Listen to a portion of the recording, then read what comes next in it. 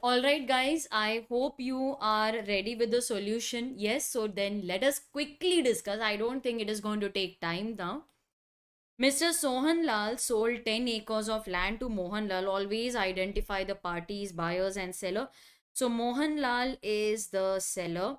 He sold 10 acres to Sohan Lal, sold to Mohan Lal. So, Sohan Lal is the seller, Mohan Lal is the buyer on 25th of September for 25 lakhs. The property papers mentioned a condition. Condition means it mentioned a covenant. It mentioned a covenant that whoever purchases the land is free to use 9 acres as per his choice, but the remaining 1 acre has to be allowed to be used by Mr. Chote Lal, the son of the seller, for carrying out farming activity. That was one of the conditions. So this covenant is now attached to the piece of land. Sohan Lal died on 15th. The purchaser started constructing an auditorium on the entire 10 acres. He denied any land to the son. Now Chote Lal wants to file a case in the light of the above, in the light of the Indian Contract Act, decide whether his plan of action is correct. Now, Sohan Lal and Mohan Lal. Sohan Lal and Mohan Lal. Okay, now they had entered into a contract creating the covenant. Chote Lal is actually a stranger to contract. Okay, he is a stranger. But in spite of the fact that he is a stranger to contract, he can sue because this covenant binds not only the current but also future owners. So even though Chote Lal was not the person involved in creating the covenant, but he is abiding by those covenants, it applies to him also. Stranger can sue. So we will write everything about stranger to contract can sue, covenant. We'll write everything about covenant.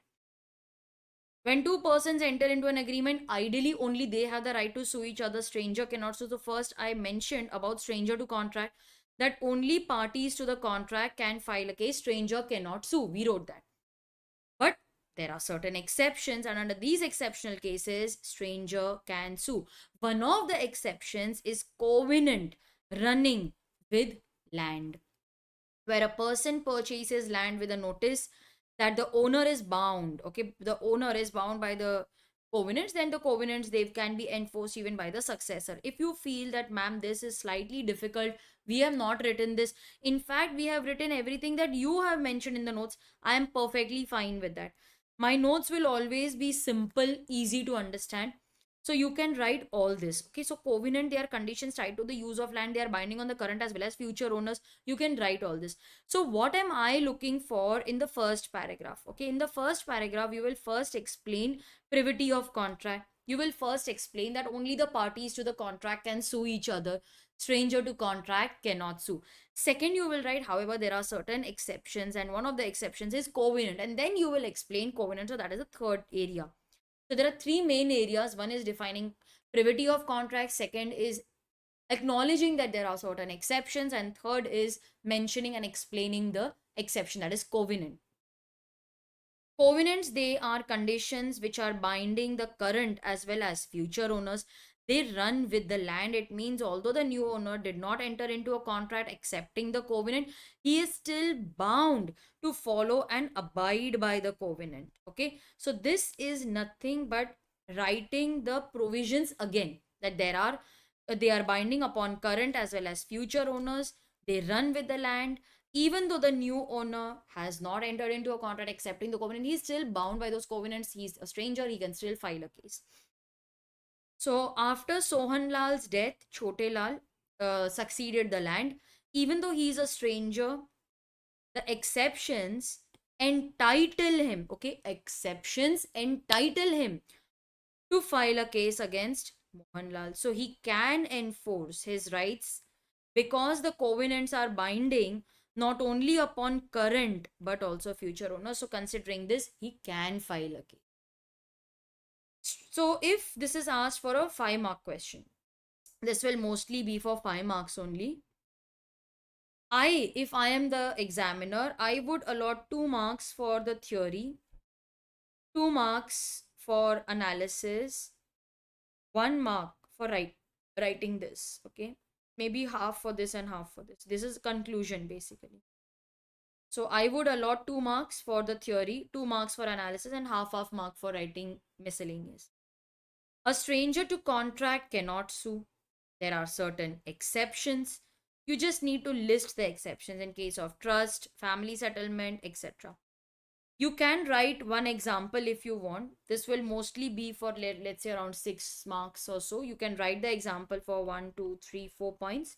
Later, you can avoid the example.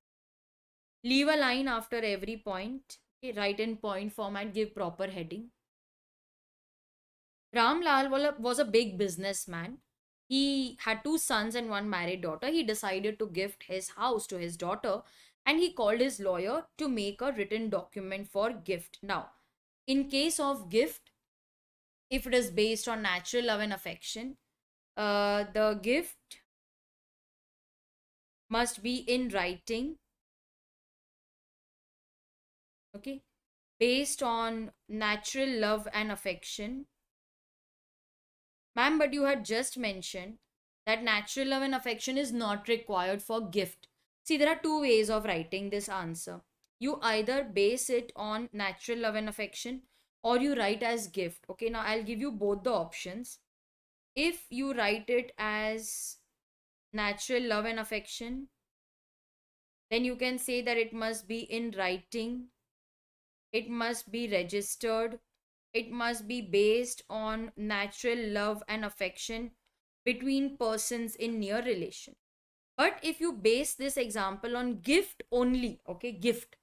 So gift should be in writing and it should be registered. Near relation is not required. Natural love and affection is not required for gift. But yes, gift deed must be in writing and registered. Now, over here, they are making it in writing. Lawyer said you also need to get it registered. When they both went for registration, they died. Later, the daughter found it. Is it valid? No, it's not valid. See, for a valid gift, it has to be both written as well as registered. An agreement without consideration is void, but under section 25, there are exceptions. Now, ICAI has based the answer on natural love and affection. So, over here, for natural love and affection, it has to be in writing, registered, based on natural love and affection between persons in near relation. So, writing, registered, natural love and affection between persons standing in near relation. So, here it is in writing, there is natural love and affection, there is near relation, but there is no registration. So, this will not be a valid contract. So, the transfer is not enforceable. Daughter cannot get the house as gift. Okay, so there is writing, it is natural love and affection. People are in near relation, but it is not registered. Both I had explained that these are all cumulative requirements. Okay, they are cumulative. Cumulative means they have to be complied with together. You can't leave one. They are cumulative. Now, if this is asked for 4 to 5 marks, then 3 marks will be mostly on the theory, that is provision. 2 marks for analysis and conclusion. Okay? 3 marks for writing theory. What is expected? Agreement without consideration. Section 25, you need to write all this. So I will give marks for writing without consideration is void. Section 25 has certain exceptions. I want you to write all these exceptions. Explain that out of them one is not satisfied. You can write that it has to be cumulative. So mention all that, and I think you will get excellent marks if you write all this. So with this, students, we come to an end of our discussion on these questions. Once you know the pattern of writing, I think things will be very easy. Give yourself some time. It doesn't happen that, after writing 2 tests, you will start getting excellent marks. Give yourself time for 3 to 4 tests. Let 3 to 4 tests pass by. I'm sure you will be able to gain a lot of confidence eventually. So just give yourself some time. Okay. So students, with this, we come to an end of today's session. In my next session, I will start with Unit 3, Capacity of Parties.